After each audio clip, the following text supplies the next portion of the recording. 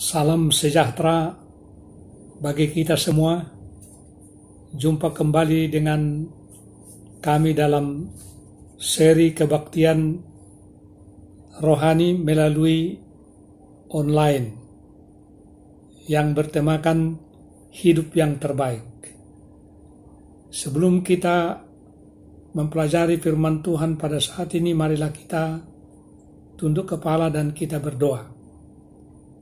Bapa Surgawi, terima kasih atas pimpinan penyertaan Tuhan dalam perjalanan hidup kami. Saat ini Tuhan, kami akan mempelajari firman-Mu. Roh Kudus-Mu memberikan pengertian kepada kami agar firman-Mu dapat bermanfaat dalam kehidupan kerohanian kami. Ampunilah dosa kami, di dalam nama Yesus kami berdoa. Amin. Judul pembahasan kita dalam pelajaran yang kedua yaitulah tamu dari angkasa luar. Ada satu keluarga yang baru saja menerima gaji bulanan. Oleh karena gaji mereka yang minim sekali, maka mereka berencana akan menggunakannya dengan cara yang bijaksana. Sang istri mengajukan usul kepada suaminya, "Pak, kebutuhan kita yang mendesak bulan ini adalah perlu membeli barang-barang pecah belah seperti piring, gelas, dan lain-lain." Namun sang suami menjawab, "Tidak, Ma, kebutuhan kita yang mendesak sekarang ini adalah lemari pakaian." Saudaraku yang dikasihi oleh Yesus, apakah kebutuhan dunia yang mendesak dewasa ini? Kebutuhan dunia yang mendesak atau yang urgent dewasa ini ialah bagaimana supaya dapat memecahkan persoalan-persoalan manusia di dalam segala bidang. Tetapi dapatkah persoalan-persoalan tersebut diatasi? Dapatkah persoalan dunia ini diatasi tanpa memecahkan terlebih dahulu unsur penyebab dari segala persoalan itu? Bila mana kita menoleh ke belakang kepada abad-abad sejarah dunia ini, sangat menyedihkan melihat betapa kurangnya perdamaian dan kesenangan yang dirasakan oleh manusia. Dari 3.500 tahun, hanya 350 tahun di mana ada perdamaian di seluruh dunia. Jadi, hanya 10% saja perdamaian itu dirasakan. Tentu saudaraku, hal ini singkat sekali. Apakah penyebab persoalan yang dihadapi oleh dunia ini? Alkitab menyatakan bahwa persoalan manusia dan dunia adalah disebabkan oleh dosa. Sebelum dosa masuk ke dalam dunia ini, tidak ada persoalan di dalam bentuk apapun.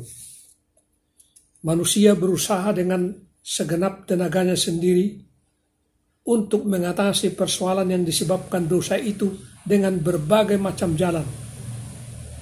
Antara lain melalui pendidikan, kebudayaan, melalui politik, maupun dengan cara kekerasan. Usaha ini, saudaraku, kalaupun berhasil, hanyalah bersifat sementara saja. Kenapa? Jawabnya ialah karena tidak akan ada kesejahteraan sejati di dalam alam dosa. Pertanyaan kita sekarang, bagaimanakah Alkitab mengatakan tentang keadaan dunia ini? Kita boleh baca Alkitab kita di dalam 2 Timotius pasal 3 ayat 1 sampai dengan ayat 5. Firman Tuhan mengatakan, "Ketahuilah bahwa pada hari-hari terakhir akan datang masa yang sukar. Manusia akan mencintai dirinya sendiri, dan menjadi hamba uang. Mereka akan membual dan menyombongkan diri. Mereka akan menjadi pemfitnah. Mereka akan berontak terhadap orang tua dan tidak tahu berterima kasih. Tidak mempedulikan agama, tidak tahu mengasihi, tidak mau berdamai. Suka menjelekkan orang, tidak dapat mengekang diri, garang, tidak suka yang baik. Suka mengkhianat, tidak berpikir panjang. Berlagak tahu, lebih menuruti hawa nafsu daripada menuruti Allah. Secara lahiriah, mereka menjalankan ibadah mereka. Tetapi pada hakikatnya mereka memungkiri kekuatannya. Jauhilah mereka itu. Saudara-saudaraku, ayat-ayat ini menyatakan bahwa keadaan dunia bukan semakin baik, akan tetapi akan semakin bertambah jahat. Jika persoalan-persoalan dunia semua hendak dilenyapkan, maka dosa haruslah terlebih dahulu dilenyapkan secara total. Dalam hal ini, saudaraku, hanya Alkitab yang dapat memberikan jalan keluar. Seorang dari ruang angkasa luar akan datang pada akhir riwayat dunia ini, dan kedatangannya akan memecahkan semua persoalan manusia. Kedatangan Yesus yang kedua kali ke dunia ini adalah merupakan jawaban dari segala persoalan. Sebelum Yesus meninggalkan dunia ini menuju surga, Ia telah memberikan perjanjian bahwa Ia akan datang kembali. Hal ini dinyatakan oleh Tuhan di dalam janjinya. Janjinya itu terdapat di dalam Yohanes pasal 14 ayat 1 sampai dengan ayat 3. Firman Tuhan mengatakan demikian, janganlah gelisah hatimu, percayalah kepada Allah, percayalah juga kepadaku. Di rumah Bapakku banyak tempat tinggal. Jika tidak demikian, tentu aku mengatakannya kepadamu. Sebab aku pergi ke situ untuk menyediakan tempat bagimu. Dan apabila aku telah pergi ke situ dan telah menyediakan tempat bagimu, aku akan datang kembali dan membawa kamu ke tempatku, supaya di tempat di mana aku berada, kamu pun berada. Saudaraku yang kekasih, janji kedatangan Yesus yang kedua kali adalah merupakan suatu janji yang sangat indah. Sebanyak 3.000 kali hal ini disebutkan dalam Alkitab. Dalam kitab perjanjian baru saja disebut sebanyak 318 kali. Sebelum banjir Nuh, Henok, keturunan Adam yang ketujuh, telah meramalkannya di dalam kitab Judas 14 dan 15. Firman Tuhan berkata demikian.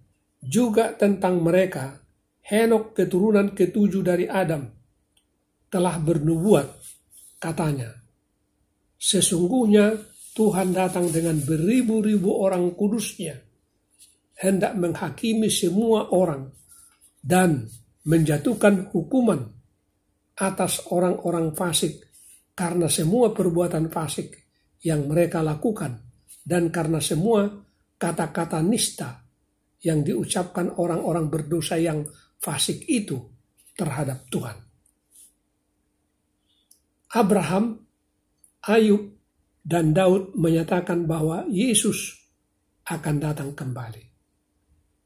Yesus yang sama yang pernah berjalan dan berkata-kata dengan manusia di atas dunia ini, Yesus yang sama yang telah menyerahkan hidupnya di atas salib, Dia akan datang kembali.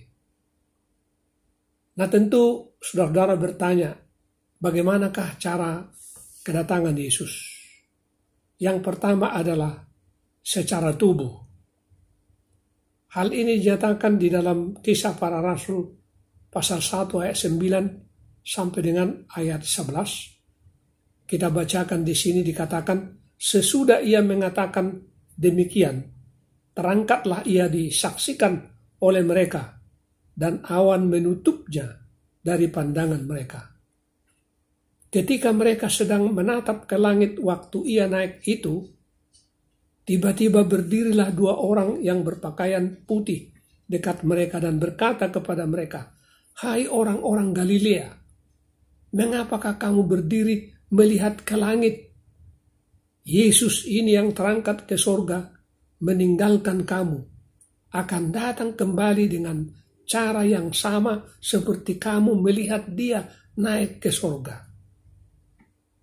Jadi ia telah naik ke sorga secara tubuh dan ia pun akan datang kembali secara tubuh. Dan yang berikut cara kedatangannya yang kedua kali itu kembali adalah terlihat. Dapat terlihat. Kita boleh baca di dalam Wahyu pasal 1 ayat 7. Lihatlah, ia datang dengan awan-awan dan setiap mata akan melihat dia, juga mereka yang telah menikam dia. Dan semua bangsa di bumi akan meratapi dia. Ya, amin. Kenaikan Yesus, saudaraku, dapat dilihat oleh mata manusia. Ia terangkat dari atas bumi ini dalam keadaan tubuh yang dapat dijamah dan dilihat. Dan ia akan datang kembali dengan cara yang sama. Dalam Matius pasal 24, Yesus menjelaskan cara kedatangannya. Dan kita, saudaraku, diminta agar berhati-hati. Kenapa? Oleh karena akan ada pemalsuan mengenai kedatangannya tersebut. Dengan tujuan apa? Dengan tujuan untuk menipu manusia. Mari kita baca di dalam Matius pasal 24 ayat 26. Jadi apabila orang berkata kepadamu, lihat, ia ada di padang gurun, janganlah kamu pergi ke situ. Atau lihat, ia ada di dalam bilik, janganlah kamu percaya. Saudaraku, beberapa waktu yang lalu di Eropa dan Amerika Serikat, pernah ada yang mengaku dirinya sebagai Kristus. Ia disaksikan atau dilihat oleh umum sedang berjalan dari satu tempat ke tempat yang lain. Ia mempunyai jenggot dan berpakaian putih. Saudaraku, setan bermaksud untuk membuat agar orang pada akhirnya tidak peduli kepada Yesus dan kedatangannya yang kedua kali. Di dalam Matius pasal 24 ayat 27 dikatakan di dalam firman Tuhan ini, sebab sama seperti kilat memancar dari sebelah timur dan melontarkan cahayanya sampai ke barat, demikianlah kelak kedatangan Anak Manusia. Tidak ada, saudaraku, sesuatu pada kilat itu yang tersembunyi dari pandangan. Ada segolongan Kristen yang mengajarkan tentang apa yang disebutkan dengan secret rapture. Secret rapture ini yang mengajarkan bahwa cara kedatangan Yesus yang kedua kali ialah dengan cara diam-diam atau secara rahasia. Saudaraku, kedatangan Yesus yang kedua kali bukan secara diam-diam. Karena pada saat itu sangkakala atau trompet Allah juga akan dibunyikan. Kita boleh baca di dalam firman Tuhan 1 Tesalonika pasal 4 ayat 16. Sebab pada waktu tanda diberi, yaitu pada waktu penghulu malaikat berseru dan sangkakala Allah berbunyi, maka Tuhan sendiri akan turun dari surga dan mereka yang mati dalam Kristus akan lebih dahulu bangkit. Nah, kita berbicara tentang rapture ya. Dengan rapture, bagaimana tentang rapture itu? Atau di dalam bahasa Indonesia disebutkan pengangkatan. Saudaraku, kata rapture tidak ditemukan di dalam Alkitab. Ya. Perkataan rapture berarti a catching up atau mengangkat ke atas. Jadi doktrin secret rapture ini tidak ada di dalam Alkitab. Ya. Yaitu yang menyatakan bahwa Yesus datang secara rahasia atau secara diam-diam. Saudaraku, kalau Yesus datang kembali, siapakah yang akan melihatnya? Mari kita baca kembali Wahyu pasal 1 ayat 7. Lihatlah, ia datang dengan awan-awan, dan setiap mata akan melihat dia, juga mereka yang telah menikam dia, dan semua bangsa di bumi akan meratapi dia. Ya, amin. Saudaraku, ada dua perkara penting dalam ayat ini, yaitu yang pertama, bahwa semua mata orang yang hidup akan melihat kedatangan Yesus yang kedua kali, dan saat itu akan terjadi kebangkitan istimewa bagi orang-orang yang menyiksa Yesus di kayu salib dahulu. Dan yang kedua, bahwa yang akan melihatnya ialah seluruh dunia. Nah, pertanyaan yang berikut, mengapa Yesus akan datang kembali? Yang pertama ialah karena ia memang telah berjanji akan datang kembali.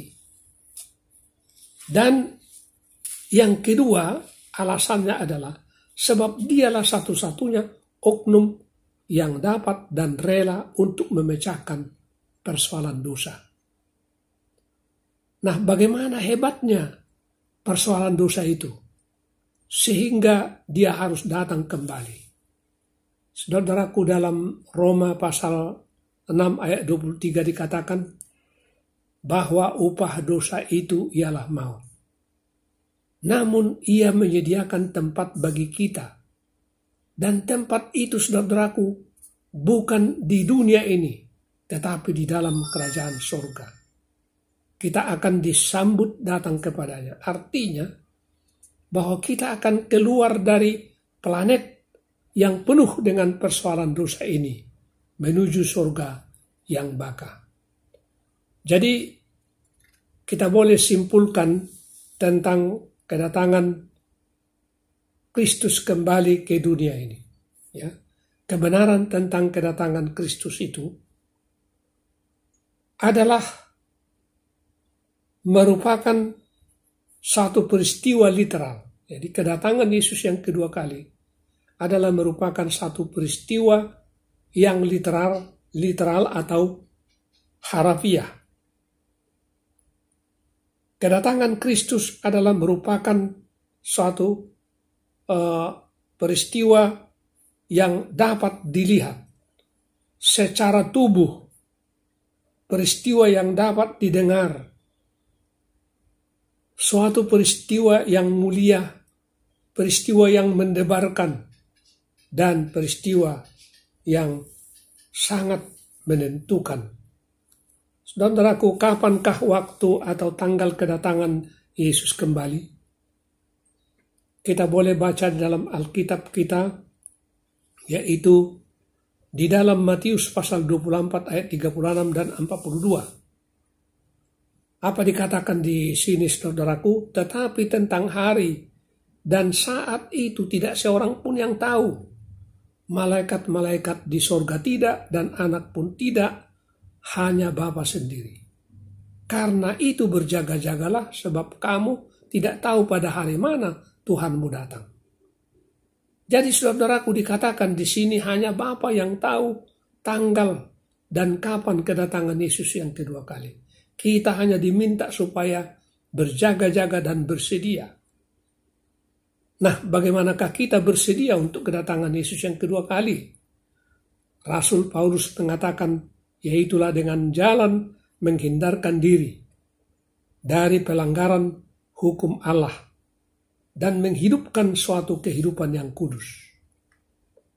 Saudaraku, ada sebuah ilustrasi di mana pada suatu sore angin topan telah menimpa sebuah kota. Kilat, sabung menyabung, guntur bergemuruh, dan hujan pun turun dengan sangat derasnya, dengan sangat lebatnya.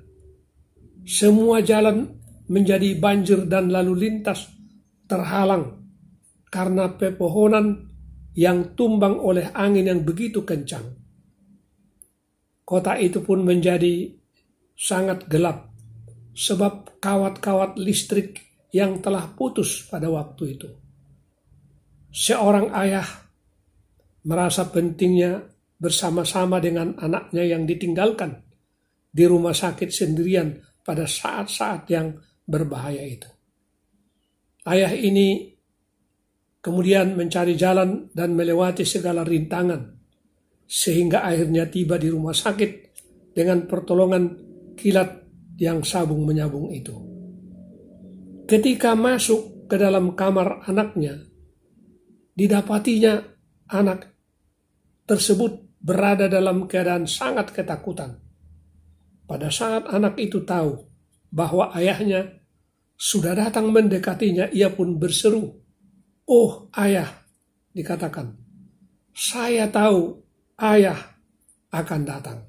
Ayah itu pun dengan segera memeluk anaknya dan berkata pula, "Ya anakku, saya telah datang dan saya akan membawa engkau pulang dari rumah sakit pada malam ini juga, membawa engkau pulang ke rumah." Saudara-saudaraku yang kekasih di dalam Tuhan Yesus Kristus, topan dosa dan kematian dalam dunia ini akan berakhir. Tidak lama lagi Yesus akan kembali mengumpulkan umatnya dari dunia ini dan membawa mereka ke negeri yang terbaik.